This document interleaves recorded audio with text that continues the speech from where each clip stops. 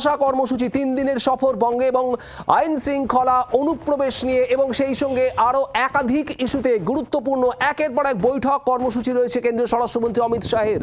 সীমান্ত কাঁটা তার দিতে আর কোথাও বাধা নেই, কাঁটা নেই, সীমান্ত সুরক্ষায় একেবারে জিরো টলারেন্স, সেই অবস্থান রাজ্য সরকারের। আর সেখানেই কেন্দ্রীয় স্বরাষ্ট্রমন্ত্রী অমিত শাহ আজ এসেছেন এবং চিকেন স্নেকের সুরক্ষা নিয়ে কথা হবে, সীমান্ত পরিদর্শন করবেন, জওয়ানদের সঙ্গে কথা বলবেন। এরপর উচ্চ পর্যায়ের একাধিক বৈঠক উত্তরবঙ্গে, বিএসএফ আধিকারিক, রাজ্য পুলিশ প্রশাসনের আধিকারিকদের সঙ্গে বৈঠক রয়েছে, রাজ্য প্রশাসনের শীর্ষ স্তরের ব্যক্তিদের সঙ্গে বৈঠক এবং গোয়েন্দা সংস্থার শীর্ষ কর্তাদের সঙ্গেও বৈঠকে থাকবেন অমিত শাহ। একেবারে ঠাসা কর্মসূচি আজ, অবৈধ অনুপ্রবেশ, চোরাচালান রুখে সীমান্তে নজরদারি আর সেই সঙ্গে সঙ্গেই আইন শৃঙ্খলা সংক্রান্ত একাধিক ইস্যুতে আজ কথা বলবেন, বৈঠক করবেন কেন্দ্রীয় স্বরাষ্ট্রমন্ত্রী অমিত শাহ। গতকালই রাজ্যে পৌঁছেছেন কেন্দ্রীয় স্বরাষ্ট্রমন্ত্রী।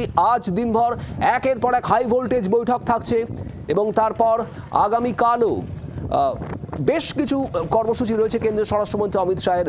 আজ রাতেই উত্তরবঙ্গ থেকে কলকাতায় আসবেন কেন্দ্রীয় স্বরাষ্ট্রমন্ত্রী। বিক্রম দাস আমাদের প্রতিনিধি রয়েছেন সরাসরি। বিক্রম, আজ একের পর এক হাই ভোল্টেজ বৈঠক রয়েছে, ঠিক কি জানা যাচ্ছে আজকের কর্মসূচি নিয়ে?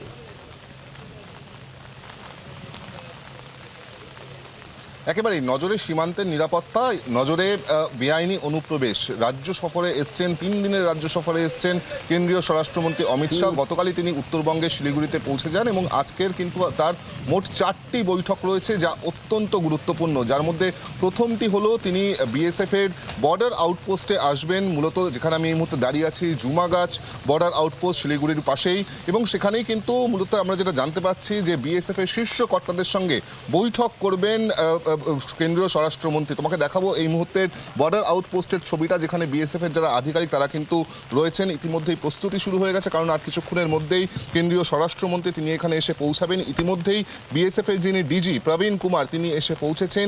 এনআইএর ডিজি তিনিও এই বৈঠকে থাকবেন। তার সঙ্গে সঙ্গে অন্যান্য রাজ্য পুলিশের ডিজি সহ রাজ্য পুলিশের যারা শীর্ষ কর্তারা রয়েছেন তারাও উপস্থিত থাকছেন। বিভিন্ন এজেন্সির যারা একেবারে শীর্ষ কর্তা, অর্থাৎ একদিকে সেন্ট্রাল আইবি, একদিকে স্টেট আইবি, এনআইএ, এই ধরনের বিভিন্ন ইন্টেলিজেন্স এজেন্সির যারা কর্তা তারাও কিন্তু এই বৈঠকে থাকছেন। তার পাশাপাশি যেটা অত্যন্ত গুরুত্বপূর্ণ তা হলো শিলিগুড়ি করিডোর বা এই চিকেন স্নেক। এই চিকেন স্নেককে অত্যন্ত গুরুত্ব দেওয়া হচ্ছে। আমরা দেখেছিলাম যে রাজ্যে পালাবদলের আগে থেকে কিন্তু বারবার কখনো কেন্দ্রীয় স্বরাষ্ট্রমন্ত্রী, কখনো বা প্রধানমন্ত্রী, তাদের মুখে এই চিকেন নেকের কথা উঠে এসেছিল এবং এখানকার নিরাপত্তা যে অনেক শক্তিশালী করতে হবে সেই বিষয়টাও কিন্তু তারা বদ্ধপরিকর ছিল। সেখানেই দাঁড়িয়ে যেই শিলিগুড়ি করিডোর যেটা অত্যন্ত গুরুত্বপূর্ণ, তার অন্যতম কারণ হলো যে ভারতের মূল ভূখণ্ডের সঙ্গে কিন্তু নর্থ ইস্টের যে 7 সিস্টার তাকে একেবারে যুক্ত করে এই শিলিগুড়ি করিডোর। সেই জায়গায় দাঁড়িয়ে শিলিগুড়িতে 2 দিনের সফরে এসছেন কেন্দ্রীয় স্বরাষ্ট্রমন্ত্রী, যেখানে একাধিক বৈঠক হবে। একদিকে যে আমরা জানি যে কাঁটাতারের জন্য যে জমি চাওয়া হচ্ছিল পালাবদলের আগে থেকে, সেই জমি কিন্তু গত সরকার তারা দিচ্ছিলেন না বলে অভিযোগ করা হয়। পরবর্তী ক্ষেত্রে পালাবদলের পরেই রাজ্যের মুখ্যমন্ত্রী শুভেন্দু অধিকারী প্রথমেই যে বিষয়টা তিনি ঘোষণা করেন যে বিএসএফকে কিন্তু যে পর্যাপ্ত জমি সেই জমি দিয়ে দেওয়া হবে এবং আপাতত কাঁটাতার বা ফেন্সিং করতে এখন আর কোনো বাধা নেই। সেই জায়গায় দাঁড়িয়ে এই কাঁটাতার বসানোর কাজ বা ফেন্সিংয়ের কাজ কতটা এগিয়েছে সেই নিয়েও তিনি বিএসএফের শীর্ষ কর্তাদের সঙ্গে কথা বলবেন এবং তার পরবর্তী ক্ষেত্রে কিন্তু তিনি এখান থেকে সরাসরি চলে যাবেন উত্তরকন্যায়, যেখানে তার আরও 3টি বৈঠক রয়েছে। যেখানে একদিকে যেরকম সীমান্ত নিয়ে তিনি এনআইএর ডিজি, বিএসএফের ডিজি, রাজ্য পুলিশের ডিজি, মুখ্য সচিব, স্বরাষ্ট্র সচিবদের সঙ্গে বৈঠক করবেন। তার পাশাপাশি কিন্তু আমরা যেটা জানতে পাচ্ছি যে আরও 2টি গুরুত্বপূর্ণ তার বৈঠক রয়েছে। রাজ্যে 3টি আইন কতটা ইমপ্লিমেন্টেশন হয়েছে, বিশেষ করে গুন্ডা দমন আইনের বিল ইতিমধ্যেই পেশ হয়েছে। সেক্ষেত্রে দাঁড়িয়ে এই বিলগুলোকে বা এই যে আইনগুলোকে কিভাবে এক্সিকিউট করা হচ্ছে, কিভাবে ইমপ্লিমেন্টেশন করা হচ্ছে সেই নিয়েও কিন্তু তিনি রাজ্যে প্রশাসনের বিভিন্ন যারা শীর্ষ কর্তা রয়েছেন তাদের সঙ্গে তিনি বৈঠক করবেন। এবং চতুর্থ বৈঠক যেটা অত্যন্ত গুরুত্বপূর্ণ তা হলো জন্ম এবং মৃত্যুর রেজিস্ট্রেশন নিয়ে এই বৈঠক করা হবে। মূলত যে বেআইনি অনুপ্রবেশের অভিযোগ বারবার বিজেপির তরফ থেকে বা কেন্দ্রীয় সরকারের তরফ থেকে তোলা হতো, সেই বেআইনি অনুপ্রবেশ বন্ধ করতে বা যারা এখনো পর্যন্ত অনুপ্রবেশ করে ঘাঁটি গেড়ে বসে রয়েছেন, সেক্ষেত্রে তারা কারা, তাদেরকে চিহ্নিত করতে কিন্তু এই জন্ম এবং মৃত্যুর যে রেজিস্ট্রেশন তার উপরে জোর দিচ্ছে কেন্দ্রীয় সরকার। একটা আজকে অত্যন্ত গুরুত্বপূর্ণ বৈঠক, সেই বৈঠক শুরু হয়ে যাবে বেলা 11টা থেকেই এই কর্মসূচি শুরু হয়ে যাওয়ার কথা। বিক্রম, তোমার কাছে আমি আসবো, সঙ্গে থাকো। আর এই যে সীমান্তের কথা বিক্রম বলছে, শিলিগুড়ি করিডোর, চিকেন স্নেক, যার নিরাপত্তা, সার্বিক নিরাপত্তা অত্যন্ত গুরুত্ব দিয়ে দেখা হচ্ছে, আর সে বিষয়ে আজ বৈঠক থাকছে। সে গোটা নিরাপত্তার পরিস্থিতি খতিয়ে দেখবেন অমিত শাহ, কেন্দ্রীয় স্বরাষ্ট্রমন্ত্রী। আর তার পাশাপাশি রাজ্যের আইন শৃঙ্খলা, যে আইন শৃঙ্খলা নিয়ন্ত্রণে গুন্ডা দমন আইন কার্যকর হয়ে গিয়েছে, গুন্ডারা এবার হবে ঠান্ডা। সেই গুন্ডা দমন আইন কিভাবে প্রয়োগ করা হবে সে বিষয়েও খোঁজ খবর নেবেন, বৈঠক করবেন কেন্দ্রীয় স্বরাষ্ট্রমন্ত্রী। উত্তরকন্যা একাধিক বৈঠক। আমাদের সঙ্গে নারায়ণ সিংহ রায়, আমাদের অপর প্রতিনিধিও রয়েছেন। নারায়ণ, গুন্ডা দমন আইন রাজ্যে কার্যকর হয়েছে, সে বিষয়েও খোঁজ খবর নেবেন এবং সে নিয়েও বৈঠক করবেন কেন্দ্রীয় স্বরাষ্ট্রমন্ত্রী। ঠিক কি খবর?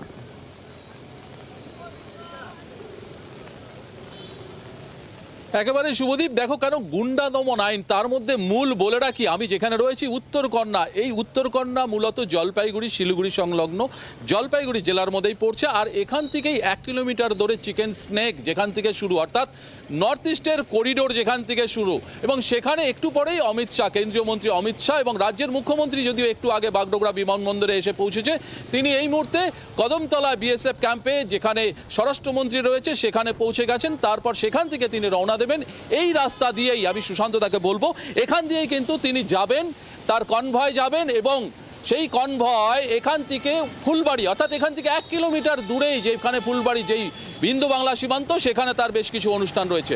মূলত বলে রাখি, যেটা বলছিলাম যে জমি জটকে কেন্দ্র করে, কারণ উত্তরবঙ্গের বিশেষত এই জলপাইগুড়ি এবং শিলিগুড়ি, দার্জিলিং জেলার জমি জট, অর্থাৎ জমি মাফিয়াদের এখানে ব্যাপক রাজ আগের সরকারের আমলে দেখা গেছে। এই সবকে দমন করার জন্য নতুন আইন, গুন্ডা দমন আইন, তার পাশাপাশি 3টে আইনের মূলত এখানে মূল পর্যায়ে এই উত্তরকন্যায় আলোচনা হবে এবং সবকিছু ঠিক থাকলে আজকে থেকেই কিন্তু সেই আইন লাগু হওয়ার কথাও রয়েছে। পাশাপাশি বলে রাখি, রাজ্য এবং কেন্দ্রের প্রথম সারির কর্তা ব্যক্তিরা, প্রশাসনিক কর্তা ব্যক্তিরা এই বৈঠকে থাকবেন এবং শুভেন্দু অধিকারী কিছুক্ষণ আগে এসে পৌঁছেছেন, রাজ্যের মুখ্যমন্ত্রী, তারও এই বৈঠকে থাকার কথা রয়েছে। সব মিলিয়ে বলা চলে ফুলবাড়ির এই এলাকা জমিজট এক সময় বলা চলে একেবারে জমি যে মাফিয়াদের রাজ এখানে একেবারে ব্যাপকভাবে গড়ে উঠেছিল, যার জন্য সেই সময় তৎকালীন সরকারের সময়ও কিন্তু বেশ কিছু তৃণমূলের প্রথম সারির নেতাকেও গ্রেপ্তার করা হয়েছিল এবং এখনো বহু মানুষ, অর্থাৎ বহু জমি মাফিয়ারা অধরা রয়েছে এবং এই জমির সংক্রান্ত বিষয়ে মূল যে রয়েছে এবং তার পাশাপাশি যে নদীর ইল্লিগাল মাইনিং এখানের মূল ব্যবসা, সেগুলোকেও কিন্তু দমন করার জন্য এই যে গুন্ডা দমন আলোচনা উঠে আসবে এই যাবতীয় প্রসঙ্গ এবং গুন্ডা দমন আইন, যে আইন কার্যকর হয়েছে রাজ্যে ইতিমধ্যেই, সেই আইনের ঠিক কি থাকছে তাও আমরা দেখাচ্ছি। জি 24 ঘন্টার পর্দায় আপনারা দেখছেন এই আইনের কার্যকর হওয়ার বিষয়েও আলোচনা হবে। আর তার পাশাপাশি অনুপ্রবেশ রুখতে জন্ম মৃত্যু রেজিস্ট্রেশনের গোটা প্রক্রিয়ার উপরেও আজ আলোচনা হওয়ার কথা। বিক্রম দাস আমাদের প্রতিনিধি রয়েছেন। বিক্রম, জন্ম মৃত্যু রেজিস্ট্রেশন ডিজিটাইজেশনের উপরে গুরুত্ব দিচ্ছে কেন্দ্র এবং রাজ্য সরকারও। আজ কেন্দ্রীয় স্বরাষ্ট্রমন্ত্রীর উপস্থিতিতে এ নিয়েও কি বৈঠক?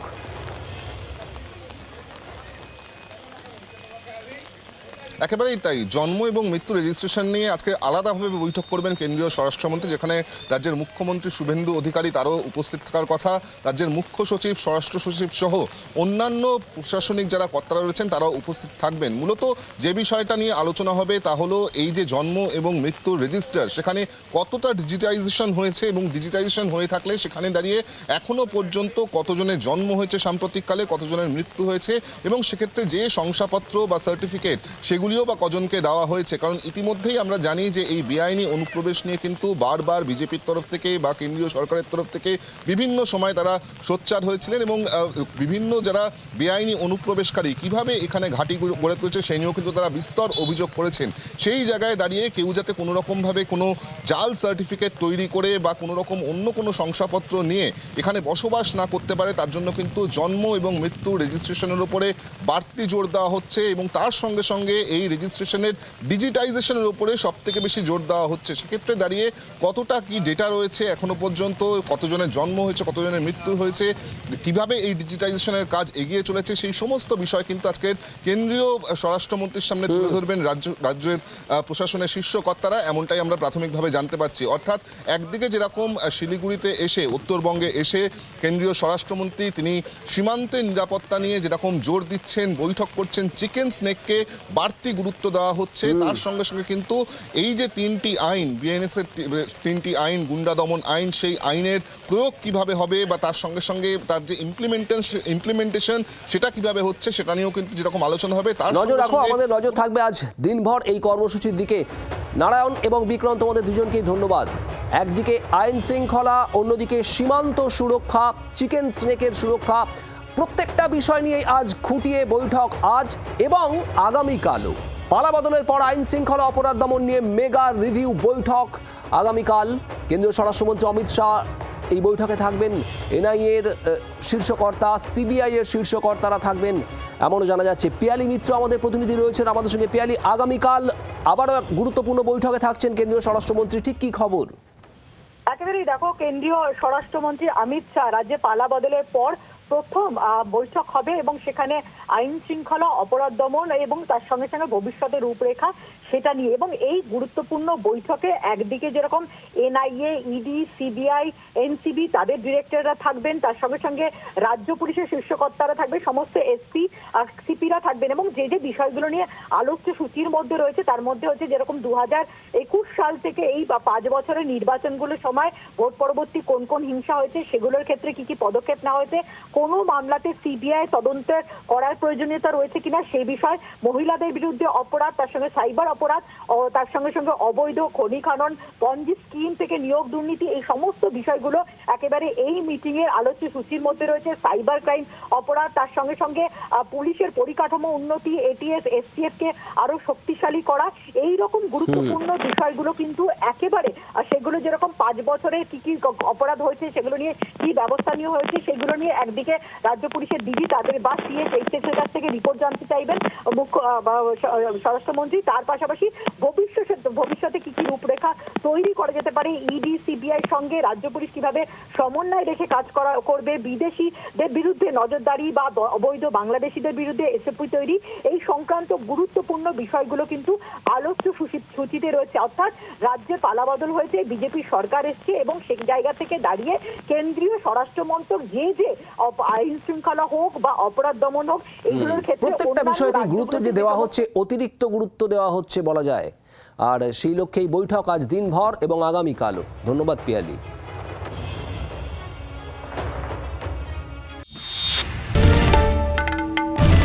বাংলার আওয়াজ, বাঙালির আবেগ, জি 24 ঘন্টা।